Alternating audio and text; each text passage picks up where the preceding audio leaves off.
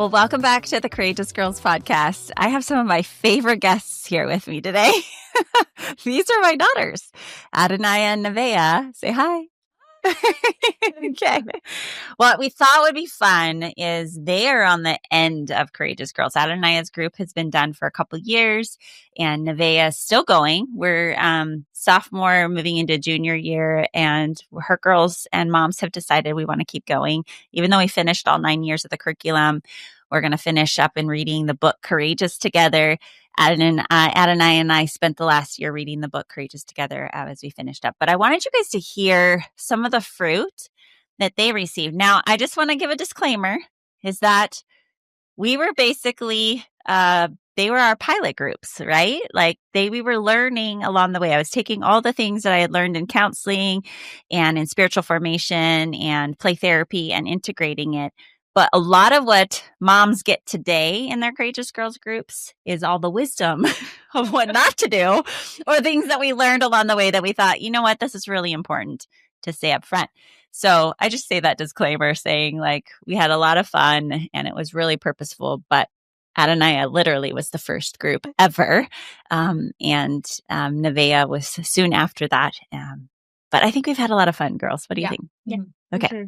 Well, let's start with some introductions. Adonaiya, why don't you start? Oldest goes first. Who are you? What are some of your favorite things? And what does life look like for you right now? I'm 18 and I'll be going into college in August, which I'm super excited about. And I wanted to share my favorite memory from Courageous Girls was we would do at our retreats or our first meeting, we would decorate our journals and get to collage and have a little art project. And then I always loved getting to journal in them after every lesson, which was fun. That was a habit building form thing. We'll come back to that in a little bit. But what are some of the things that you were interested in all throughout your middle school and high school years? What are your favorite things to do? I played volleyball for 10 years. Mm-hmm. So love sports, love being outside. Dad takes us fishing all the time. So outdoor girls. Yeah. Yeah. And reading. I love to read. I have so many books. So, yeah. School has been one of your favorites. She really loves reading, guys. She does really love reading. Okay, so Neveah, you patiently waited. The youngest in our family. There's only two. Tell us a little bit about you. Well, I am a sophomore, going to be a junior this year, in high school, and I'm 16. I love Courageous Girls, and I love people so much. I'm a huge extrovert, and I play soccer for club and school, and I'm more of the creative kind of person in our family. I love art, I love singing, playing ukulele and guitar, and that's me. I love it. It's so fun. So only having two girls, some of you have 3, 4, you have even a quiver of boys in the mix there. But it's fun always to see the unique parts that everyone plays in a family. And being sisters, that was actually one of the key things that I wanted, very different for you guys, is learning how to not compare yourselves, not just amongst each other, but also in the world around us. So let's talk about that a little bit.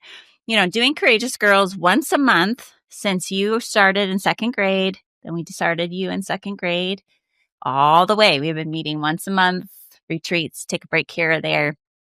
What do you think are some of the things that girls struggle with when it comes to comparison?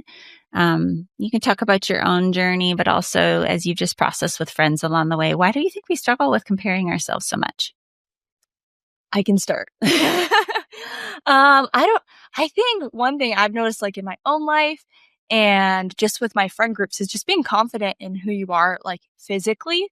I know you go through a separate journey emotionally, but for me specifically, I have curly hair because evidently my rest of my family doesn't. And that was something that felt unique, even though it's not that unique, in a different way. But being comfortable just to wear my curls over the years was something that took a long journey of Lord, why'd you give me curly hair? I'm the only one. And feeling like I was alone in that, to being the Lord made me different than my sister or my mom, so that I can stand out and I can be confident in that now. And so I think that's a big thing, is to be confident physically is something a lot of girls struggle with. And I think Courageous Girls getting to process that journey with you, Mom, of being Mom, I'm really struggling today. that was something that really helped me over the years. And then learning to take that to the Lord in my journaling and process that independently, I think has set me up really well for the future. And so now I feel confident in who I am and my curly hair. I love it. Well, before you answer, Nevi, your curly hair is a great example of what every girl has. Every girl struggles with something. I have too big of a nose. For me, I have this mole here on my face. If you're looking on the YouTube, but it's a. Should I sound old there? I did. I sounded old on YouTube. Okay, on the internet. No, that sounded bad too. Okay, on video. How about that? You're watching this video. I still get coaching from them, sounding old. But all that to say that every girl, our shape, our color of skin, all kinds of things that we will look at and think, because different from our sisters or our mom, and then also feeling different. Learning that God actually decided that would be a gift for you. And it takes years. I would say it's taken years for you to really own it. We had some really bad haircuts along the way, but learning how to help you. So as a courageous girl mama, helping you learn, how can we steward this hair well? How do we care for this hair well? And then now at the 18 years old, to be really thankful for your curls. Is that fair? Yeah. You're thankful for them. Yeah. And I don't know many curly hair girls who are thankful. It's funny. Straight hair girls want to be curly. Curly hair girls want to be straight. I'm an in-betweener. I have a little of both. So. Okay, your turn. When? I would say kind of on the same baseline there, which is insecurities about the way you look, or on the same level as like personality wise. Like, definitely navigating through Courageous Girls, there's a variety of different personalities and like just the people that we are, and kind of accepting the fact that we're all different and like we bring something to the table. But sometimes that can feel maybe frustrating if another girl has something that you don't have, where you're like, man, I wish I was more like quiet and was able to read as well as other people. That's something that I struggle with a lot. I have dyslexia. And so that's always been something that's been hard for me, is just reading and like coming to the table with that I hold. But like everybody in our community in Courageous Girls is so supportive. And people just come to the table with different things. And so being okay with your insecurities and being okay with the things that make you different can make your group feel stronger and bring your friendships together. But that's definitely something that people can struggle with, both outward beauty, but also your personality and what makes you different in your characteristics. Well said. Oh, keep Can going. You can. I was like, okay, go ahead. I wanted to say, to that, Neveah, it's very good and very wise. But I think one thing about that too is it's something that like we both still struggle with, and it's a day-to-day thing still. So it's not like it doesn't go, I'm just happy with my hair all the time, or I'm happy with that I'm different every single day. I think that's something, I have to constantly take to the Lord, even though I do say I'm more confident. I'm thankful for my curls. It's so good. Well, and part of the things we've been practicing that you guys might not remember now, but maybe later as moms, you might get a little more, but it's the practice of taking those unique, what we would call lies, or, again, the battle of everybody struggles with, and really learning tools and skills. So you're saying taking that to the Lord, but we work on things like truth teller trains, making sure that you have people who remind you of who you are. We spend a lot of time focusing on the gifts and goodness of who we are, so that we're not always focusing on what's missing, and then celebrating each other as girls, both mom, daughters, but also as a community. So all these things are helping us to kind of go, we all have something or some things that we wish was different. The enemy is always going to work on trying to kill, steal, and destroy our identity. And so normalizing that, even us moms are pretty honest, right? We all talk honestly in these groups about our struggles too, so that we can be human beings that are walking with Jesus, which is a really different kind of way of being with God, which is having grace for ourselves. A couple things you guys said, some really wise. That's a good way to say it. Thanks. This wise is what things. Courageous Girls does for you. Yeah. Learn it from mom. Thanks for the commercial, Debbie. Okay, so think about the fact that you guys, again, this is not a statement on whether people should do homeschool, private school, or public school. but you guys have been in public school. Yes. And we are in the Pacific Northwest. You've heard me talk about we're in Oregon, which particularly has we just don't have a lot of Christians in our community just per number. A lot of churches. It's just not as common. Is that fair? Yeah. Okay. And so you're going upstream in public school. What has it been like being able to have a Courageous Girls group, other moms and other girls who are like-minded, maybe not exactly in the same place as you in your walk with Christ, but are like-minded? What's that been like for you as you've been going in and out of school and then trying to live your life following Jesus there? I'll start this time. I would say I feel like it's definitely hard going to a public school or just being in a space where there's lots of people that are going different ways in like their just day-to-day lives with other religions or just being different kinds of people. But having Courageous Girls and that separate community allows us to be able to feel like we have a space where we can be ourselves. Not that we're not trying to be ourselves in school, but that we can be very outspoken about our faith and intentional with the time that we spend in Courageous Girls. And it gives you skills to like go out in your school and be like, yeah, I'm not ashamed to say I'm a Christian, and maybe share Jesus with someone. And that's a real thing. Like, it can be scary. You don't want to put yourself out there like that. But being in Courageous Girls gives you that community and that space to feel like, okay, we can work on these skills to help us grow and step into like positions where we can be able to have other communities elsewhere. I love that. Thank you, Nez. On a different note, that's really good, Nevi.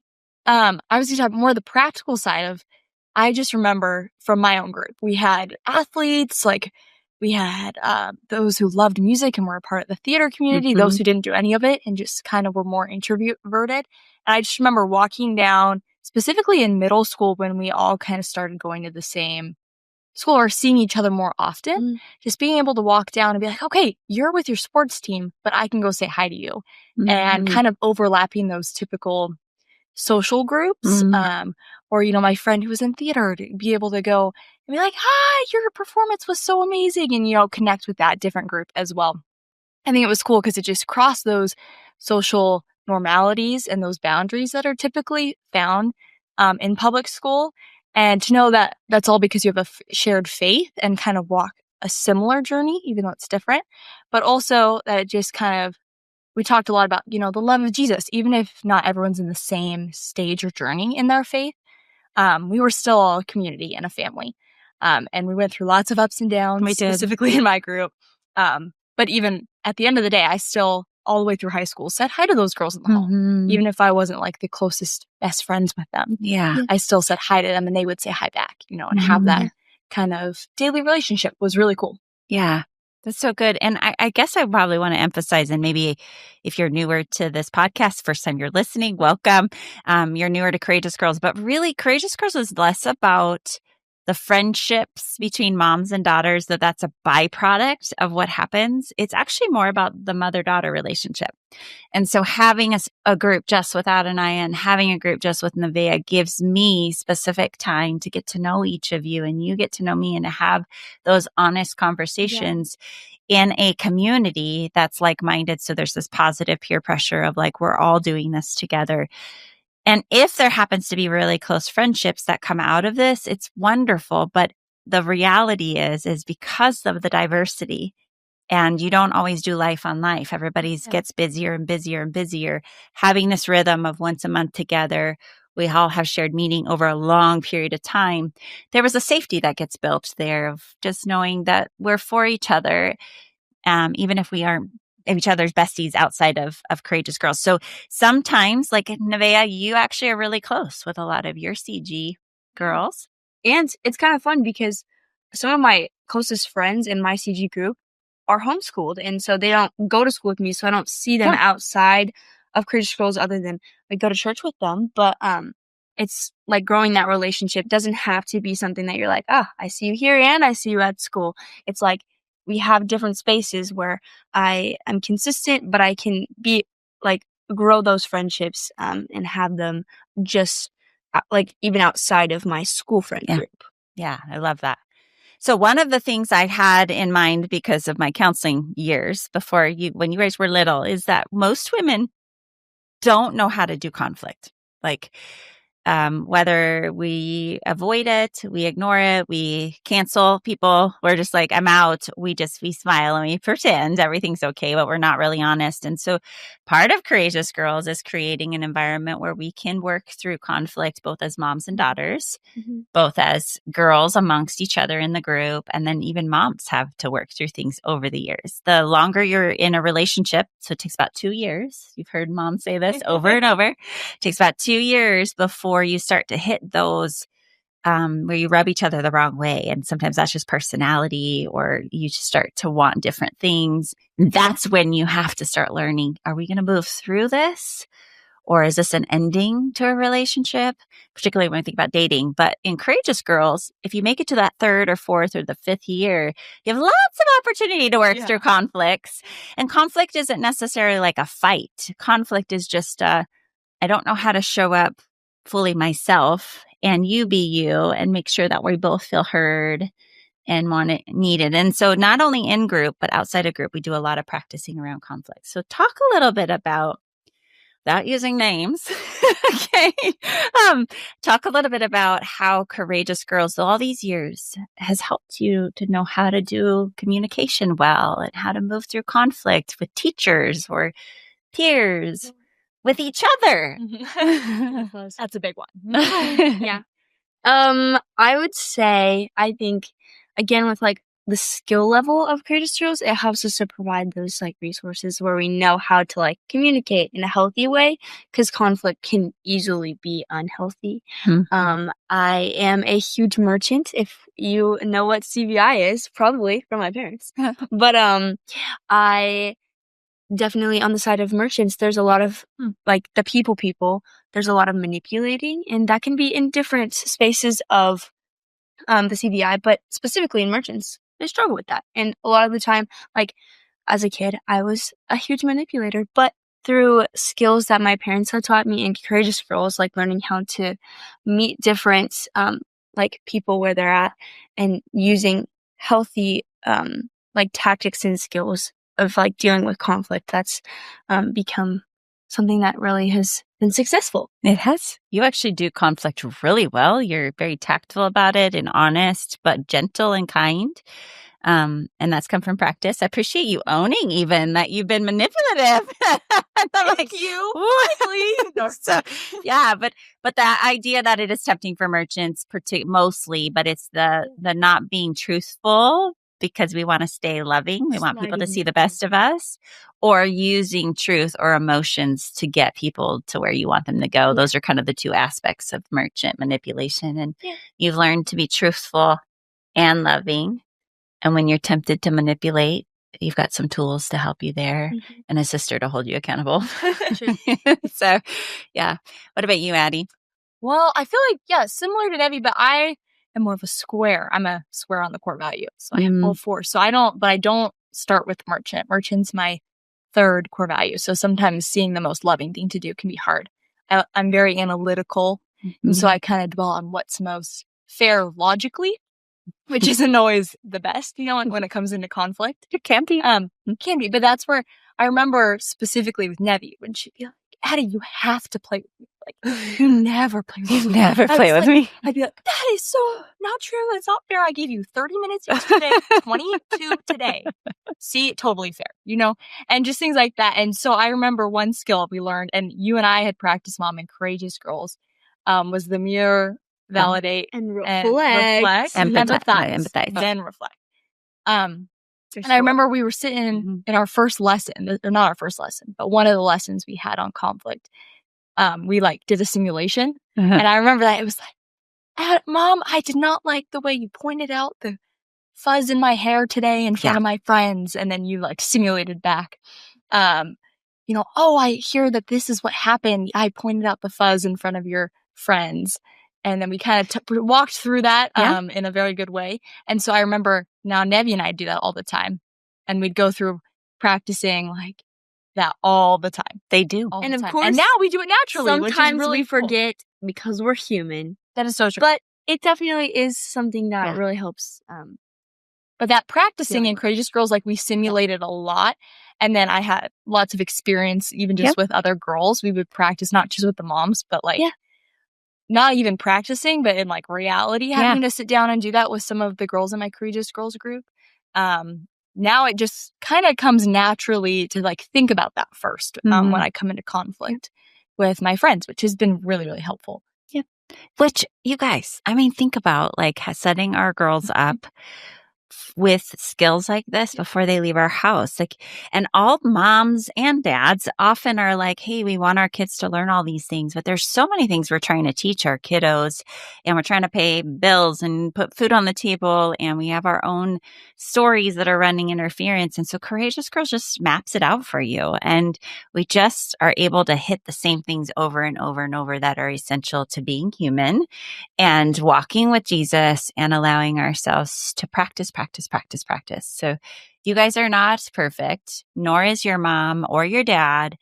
But what we have committed to is making space to have honest conversations, to learn how to talk openly and have safety. And so because of that, Courageous Girls really was about selfishly, I wanted to have my time with you guys, and I wanted to make sure in my busy schedule that I didn't miss quality time with you. The research as a play therapist in my younger years, 30 minutes a week of unintentional play time with each of your kids is what really transforms not only their brains, but their sense of attachment and safety. So Courageous Girls was a part of that. So as you think about our relationship, be honest, you can share as much as you want. But how do you think just having a monthly Courageous Girls meeting since you guys were little with me, how has that impacted your trust or safety or relationship with me in general? I think for me, it gave me something to count on a little bit more. Like I appreciate routine. That's something Your analytical side. Yeah, I really like routine, and it feels like quality time is one of those things that, not that I don't like spontaneous quality time, but it felt very intentional having that planned out monthly, to know that like I get to hang out with my mom that day, and it's selfish. It's only for me. Yes. Like not That's for key, them, actually. you know? And I think that was something that felt really special and I could look forward to. And to know as well that it wasn't like we're going to be doing something not fun, but a combination of like, mom's just going to do something with me that I appreciate spending time with me. And then also, if it was like in a Courageous Girl setting, like we were doing a lesson, it wasn't only just the lesson. Like there was lots of activities and stuff, or you'd make it into something that I appreciated. Like I loved playing teacher. Like I loved it. So you'd be like, Addie, teach me this skill. And I was like, that was a way of me learning a skill we had just learned about in the lesson or something. Yeah. And so you're speaking about like we would have Courageous Girls in the group, and then maybe the next week we would have an intentional time where we'd wrap that in. Yeah. And that is my hope, is that all the work we do in the once a month meetings will bleed into other times with mom and daughter, because I would have heard some things during that Courageous Girls meeting that helped me. I'd be like, I don't think I would have known that about how you were feeling if we hadn't had that time. So I could spend focused time on that for the month. What about you, Nevi? I would say that I think Courageous Girls time with you has given me a space to just like have that time with you and me specifically. But also because we do one-on-ones as like mom-daughter dates, but for Courageous Girls specifically, I think it's helped our relationship by being surrounded by other moms and daughters that are my friends, because in our Courageous Girls group, we've kind of been the leaders more of like, I mean, you officially started this. So like, but I've kind of taken on that role for like my friends in my community. And as our Courageous Girls has shifted and grown over the years and changed with new girls and people leaving, I feel like it's been really nice to have like this be like our kind of rock, even though it changes and it shifts. Like we have that relationship and we've kept maintaining those skills that I've learned and that time together. And it just feels like, because I really appreciate quality time with people. And so having that as like you being my mom, not just being like, put your clothes away, but like conversation. Was that? Are you mocking me? Every mom does that at some point. but like having that time to just actually have a conversation and having you like see and have like an adult conversation with me as like I've gotten older, and getting to talk about like real life situations. Yeah. So that's been, the lessons just guide us there. And so I appreciate, I have treasured as mom having my individual times with you. And it's so cute. You guys just ran into another Courageous Girls family, and they have 3 girls. And the youngest, what did she say to you guys? She was like, I'm starting my group in the fall, and was so excited. It was so because she's been watching her older siblings have this time with their mom. And again, at the end of the day, Mom, we are the greatest leader in our daughters' lives. Dad has a huge role that we can't fulfill, but he can't fulfill our role. And we are the one modeling the way as a woman. Imagine a girl who knows she is loved. Imagine a girl who knows how her gifts and her talents and the way she was made, even her limitations, were going to be used on purpose, are being used on purpose by her God. Imagine a girl who knows how to use her voice, especially for those who are voiceless. Imagine a girl who knows how to ask for help, who's honest with her God and with others, who knows how to lean into friendships, to move through conflict, to communicate well, to even work on how to forgive and learn how to move through rather than around. Imagine a girl who loves the Lord her God with all her heart, with all her mind, with all her body, with all her soul, with relationships and her actions. This is Courageous Girls. And it's not only just for our daughters, but it's for us mamas as well. If you want to learn more, go to mycourageousgirls.com or go download the Courageous Girls app. This is a free online resource, a curriculum that helps you walk with your daughter at every stage of her growing years so that she and you can learn more about what it means to be a girl who knows she's loved and love others well in a world of confusing messages. Today's the day. Are you in?